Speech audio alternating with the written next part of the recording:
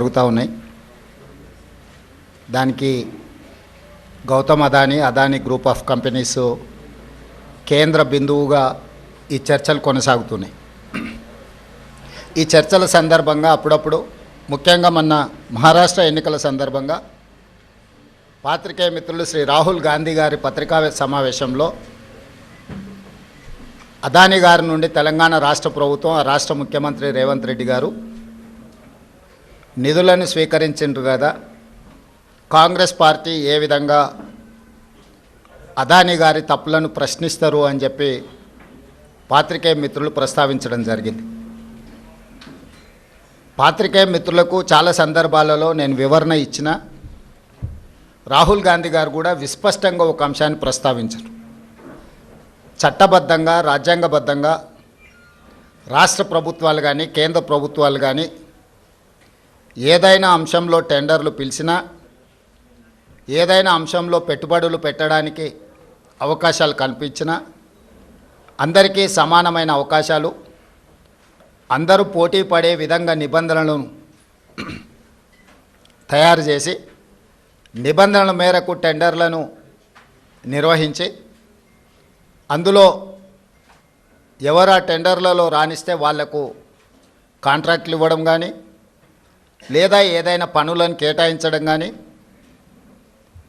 ఏదైనా విషయాలతో అదానీనే కాదు అంబానీ కావచ్చు, టాటా కావచ్చు, బిర్లా కావచ్చు, ఈ దేశంలో ఉండే ఏ సంస్థలకైనా రాజ్యాంగబద్ధమైన రక్షణ ఉంటుంది, వాళ్ళు పెట్టుబడులు పెట్టడానికి అవకాశం ఉంటుందని రాహుల్ గాంధీ గారు వివరించడం జరిగింది.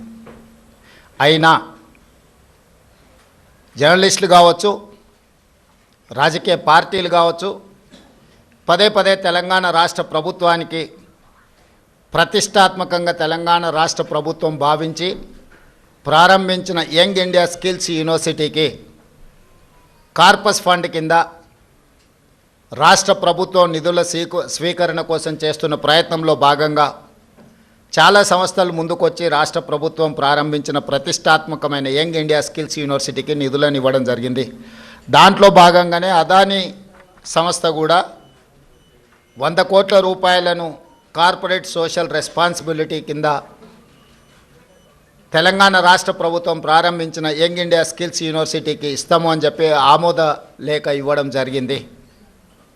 ఈ అంశాన్ని ప్రస్తావించడం ద్వారా అదేదో అదానీ గ్రూప్ తెలంగాణ రాష్ట్ర ప్రభుత్వానికో ముఖ్యమంత్రి గారికో అప్పనంగా 100 కోట్ల రూపాయలు ఇచ్చినట్టుగా అనవసరమైన చర్చలకు రాద్ధాంతానికి తావిస్తున్నది. వాస్తవంగా ఇన్కమ్ ట్యాక్స్ క్లియరెన్స్ లేకపోవడం వల్ల ఇన్కమ్ ట్యాక్స్ నుంచి మినహాయింపు తీసుకోవడానికి రాష్ట్ర ప్రభుత్వం చేస్తున్న ప్రయత్నము నిన్న మొన్ననే 80B కింద రాష్ట్ర ప్రభుత్వానికి యంగ్ ఇండియా స్కిల్స్ యూనివర్సిటీకి అనుమతి ఇవ్వడం జరిగింది. ఇప్పటి వరకు ఏ సంస్థ నుంచి కూడా తెలంగాణ రాష్ట్ర ప్రభుత్వం తన ఖాతాలోకి ₹1 కూడా తీసుకోలేదు, ఇంక్లూడింగ్ అదానీ. అయితే అనవసరమైన చర్చలలో తెలంగాణ ప్రతిష్ట కానీ వ్యక్తిగతంగా నా గురించి చర్చ జరగడం, మా మంత్రివర్గ సహచరులకు నాకు ఎలాంటి సుతారము ఇష్టం లేదు.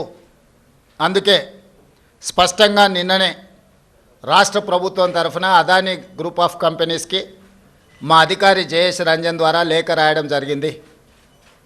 జరుగుతున్న వివాదాలు, ఆరోపణలు, రకరకాల పరిస్థితుల వల్ల తెలంగాణ రాష్ట్ర ప్రభుత్వం మీరు ముందుకు వచ్చి ఉదారంగా తెలంగాణ యంగ్ ఇండియా స్కిల్స్ యూనివర్సిటీకి ఇస్తాన్న 100 కోట్ల రూపాయలను తెలంగాణ రాష్ట్ర ప్రభుత్వము స్వీకరించడానికి సిద్ధంగా లేదు. కాబట్టి దయచేసి మీ 100 కోట్ల రూపాయలను యంగ్ ఇండియా స్కిల్స్ యూనివర్సిటీకి బదిలీ చేయొద్దు అని చెప్పి విస్పష్టంగా వారికి లేఖ రాయడం జరిగింది. ఈ పత్రికా సమావేశం ద్వారా పక్క రాష్ట్రాలు, పక్క దేశాలలో అదానీ గ్రూప్ ఆఫ్ కంపెనీస్ మీద జరుగుతున్న వివాదానికి తెలంగాణ రాష్ట్ర ప్రభుత్వానికి ఎలాంటి సంబంధం లేదు. అదేవిధంగా ఒక గొప్ప ఉద్దేశంతో లక్షలాది తెలంగాణ నిరుద్యోగ యువకులకు సాంకేతిక నైపుణ్యాన్ని నేర్పించడం ద్వారా ప్రపంచంతో పోటీ పడాలన్న ఆలోచనతోని యంగ్ ఇండియా స్కిల్స్ యూనివర్సిటీని ప్రారంభించినము. ఒక సదుద్దేశంతో, ఒక గొప్ప ఆలోచనతో ప్రారంభించిన యూనివర్సిటీ వివాదాలకు లోను కావడం నా మంత్రివర్గ సహచరులకు, నాకు, తెలంగాణ రాష్ట్ర ప్రభుత్వానికి ఇష్టం లేదు. అందుకే తెలంగాణ రాష్ట్ర ప్రభుత్వము అదానీ సంస్థ నుంచి 100 కోట్ల రూపాయలను స్వీకరించకూడదు అని నిర్ణయం తీసుకున్నది. ఈ విషయాన్ని మీడియా మిత్రుల ద్వారా సమాజానికి మేము చెప్పదలుచుకున్నాము. అనవసరమైన వివాదాలలో మా రాష్ట్ర ప్రభుత్వాన్ని, మమ్మల్ని లాగొద్దు అని చెప్పి మీడియా మిత్రులందరికీ కూడా నేను సూచన చేస్తున్నా.